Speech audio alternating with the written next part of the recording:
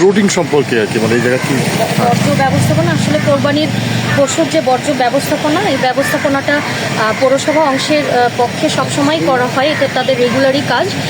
এবার সেই রেগুলার কাজের অংশ হিসাবে এবারও তাদের বর্জ্য ব্যবস্থাপনা সঠিকভাবে হচ্ছে কিনা সেটি আমরা এর দিন থেকে মনিটরিং করছি।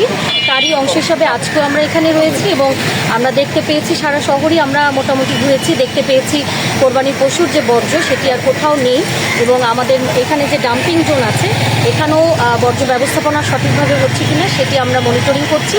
আর সারা শহরে কোথাও কোনো ধরনের ব্যবস্থাপনা বা কোথাও এখনও কোনো ধরনের অভিযোগ আছে কিনা বর্জ্য সম্পর্কিত সেগুলো আমরা ঘুরে ঘুরে একেবারে টিম ওয়াইজ খতিয়ে দিচ্ছি। আর এই মুহূর্তে আমাদের কোরবানি পশুর যে এই বছরের যে বর্জ্য ব্যবস্থাপনা সেটি মোটামুটি বলা চলে কমপ্লিট হয়েছে।